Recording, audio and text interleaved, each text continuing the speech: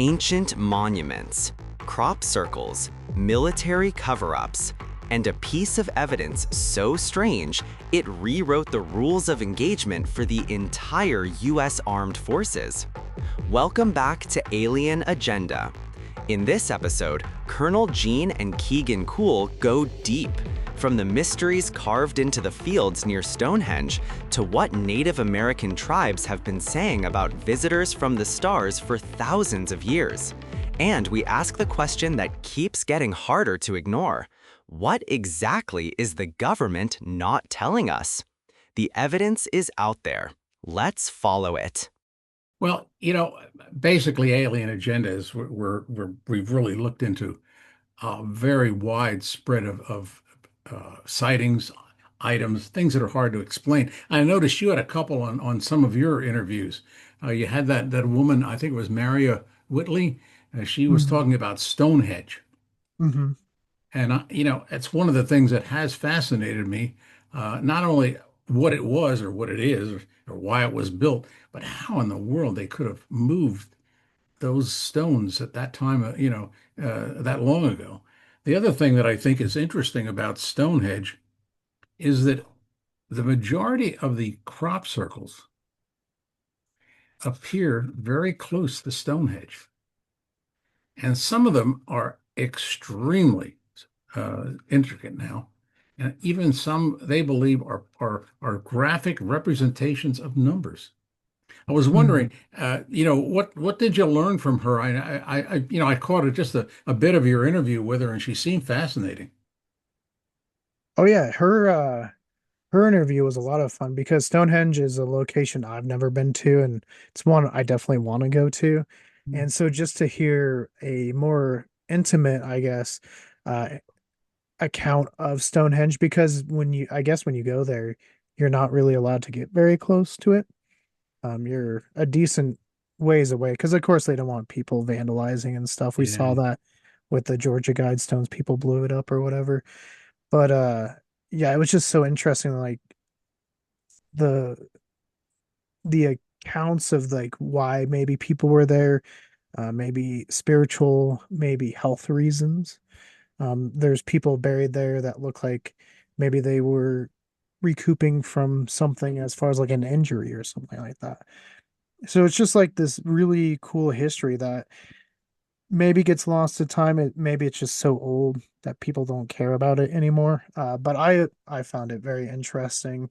I know you mentioned the crop circles, and we did an interview with a gentleman named Wally, and he's actually a pastor, I think, still, or minister or something. But he had a Tic Tac experience, but he went in real depth about the crop circles and some of the numerical ones where they put out some numerical stuff into space, and one of the crop circles kind of gave him a response, which is crazy. Well, there have been some studies done by a Harvard professor, and they looked at the stalks, and they found out that the stalks aren't just simply bent over; they're actually blown out on one side, and they believe that a like focused energy, like you'd have for a microwave, was applied and it heated the moisture in the stems and blew out the sides. And that's why they fold over. Well, if that study is accurate, and I have no reason to believe it isn't, then certainly there's a technology that's being applied to create these things that we simply don't understand. hmm But these things are happening all over the world, but they really are concentrated about 40, 50 miles from Stonehenge. I don't know if there's a coincidence there or if it's just the way it is, but it's fascinating because it's current as well. I also saw you were interviewing the gentleman that Colonel Holt, the incident in Great Britain in 1980. I don't know if you remember that one. It's Oh, where the UFO landed. It's called the Roswell of Great Britain, and Colonel Holt was the deputy commander. You had the gentleman on that actually interviewed him in 2009, I believe. That was another yeah. interesting part that it just hard to understand. What do you what do you think about this current buzz about the the Atlas, the comet that some people claim is a alien a spaceship. Well, for me, obviously, I haven't done like any personal research or seen anything with my own eyes. So personally, until I did that, I would have to lean more towards it's probably a meteor. Uh, we'll have to see because obviously there's been purported some weird stuff going on as far as like maybe it's doing weird directions or pushing itself in ways that would need thrust or stuff that's not native to a meteor, obviously.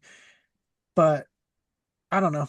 It's interesting. I've been following it and me and my buddies were like updating it and some of us believe it could be alien in origin and I guess I'm kind of the skeptic on that one where I'm like, well, let me get some more facts. I definitely believe there's aliens and stuff out there. I just we'll have to see. Sometimes I wonder too if it's a distraction, like put out some stuff, have everyone look over in the corner there and not look over on this side. What do you think? Do you think the government is hiding some of this stuff? Oh, as far as alien stuff? Oh, Yes. definitely. Having gone down to Roswell, speaking of Roswell so much, the way that everything happened, we talked to Don Schmidt, who was one of the bigger investigators now. He Mhm. works out of the Roswell Museum down there, but there's a lot of weird stuff that was going on. And for them to move everything right away and be so thorough, and a weather balloon's not going to create that big of a divot in the ground. It just doesn't make sense. Maybe I could see them covering up, like if Russia or Soviet Union at the time had crash landed something there, because obviously they don't want to admit so the Soviet Union could do something, but they definitely covered something up. So I definitely think the government is probably hiding some stuff. We watched a lot of that Project Blue Book show, so Hynek's work I think is very underrated for sure. Well, I published a book recently. It's a documentary. It's called Are They Out There? It's become a bestseller on Amazon, and I have a lot of information in there, including Roswell. Before Roswell, there was an incident in 1941, for example, um, where it's very similar to Roswell. When I was out there this year, I had the opportunity to speak to a couple of Native Americans, um, and they both told me that every American Indian tribe has folklore about what they call star people that they claim came down and imparted information to their ancestors. And I went to some of the petroglyphs. Have you ever been out there to see the drawings on the caves? Not near there. No, I've been to other petroglyphs, but not near there. I mean, there is no doubt when you look at these things. I mean, you can imagine a lot of things, but some of these petroglyphs really look like what we today think of as aliens and spaceships. And Hmm. I think to myself, why would someone 20,000 years ago that was just trying to eke out an existence take the time to draw something on a cave or on a cliff that they hadn't seen? I mean, it isn't Right, like they were trying to hustle something over the internet. right. Yeah, no, my buddy who lives out in Roswell writes a bunch of books called like early 20th century UFOs and stuff like that, where people are seeing stuff in the air when there's no airplanes. Mhm. And sometimes they were calling them like airships or almost dirigibles in a way. But those ones I find so fascinating because again, there's no airplanes up in the air. So what are they seeing? It's pretty fascinating looking at some of the old accounts and then it opens your mind to like, has the aliens evolved or just our thinking evolved? Because maybe we didn't have a word for airplanes, so we called them airship. Or before that, some of them were called like shields. And so maybe it's just our uh, thought process of what they could be has changed with our technology rather than theirs. Well, what I did is, again, in that book that I wrote, the Are They Out There? I went through literally hundreds of sightings, and some of them are, in my opinion, bogus. Hmm. But I picked about 20 out of the hundreds that I reviewed that are really hard to deny. And there's one of an incident in Vietnam 1968, where two Navy lieutenants saw two craft hovering above the water. They were going into the interior of Vietnam. One of the Navy lieutenants got trigger happy and started shooting at it. Well, to their dismay, the rounds turned around and came back and hit the ship. One of the two ships was sunk. The other Navy patrol boat picked up the survivors and went out to the open sea. On the way out, they called in for help, and the Air Force sent a couple of jets from Da Nang in Vietnam. They saw the craft too. They fired some missiles at it, and when the missiles approached, the missiles didn't detonate. They just disappeared, and so did the craft. Hmm. Now that's a weird story, right? Yeah, Next definitely morning very at interesting. 8:30 in the morning in the open sea, there's a ship called the Hobart. It's an Australian a destroyer. All of a sudden, about three missiles hit the ship. Hmm. Didn't sink it, but it damaged it. U.S. Navy came to its aid, went through the debris, and guess what they found? A piece that had a serial number on it. Well, when they tracked the serial number, it was one of the parts from the missile that was fired the preceding day by the Air Force. Hmm. Well, now that whole thing went down to the Puzzle Palace in Washington. And what came out of it was a directive to the Air Force and the Navy and the Marine Corps pilots: do not engage any UFOs.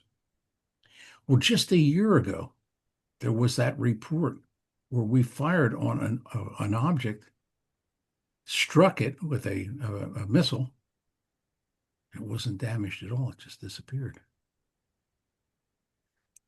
You know, what astounds me is that if we really are being observed, I hope that we don't do something that aggravates these these extraterrestrials, because they are way ahead of us. Right. If they have the technology to get here, they can definitely have the technology to get rid of us for sure. Well, that's one of the things that we talk about too on Alien Agenda, is how fast the technology is developing. For example, I don't know if you're familiar with the thing called muons. They're those subatomic particles. They've developed a scanner now that can actually penetrate hundreds of feet underground. Hmm. They can go through solid rock. And the Italians have had some scans under the pyramid at Egypt, not the Great Pyramid, but the one next to it. And they believe it is standing on another structure from the scans. Yeah, I've seen that with like the pillars or Yes. whatever they're scanning. So, that just opens up a whole new vista of who in the world would have been able to do that? Why would they have done that? And it just, in my mind, opens up more questions than it answers. Right. Hey, that's the good thing about this is there's always something to look into, right? It's not a topic that you're just gonna hit a dead end because there's always a different hole, a rabbit hole, so to say, to jump down, Yeah. which I enjoy about it. Well, that's what I enjoy, and I enjoy people. That's we're expanding to try to get more and more people on Alien Agenda to talk about maybe things that they've personally seen. That wraps episode 2, but we've saved the best for last. In our final episode, Colonel Gene and Keegan will talk about what first contact might actually look like, why aliens may already be watching our nuclear sites, and what it takes to build a life around chasing the unknown. Episode 3 is coming. Don't go anywhere.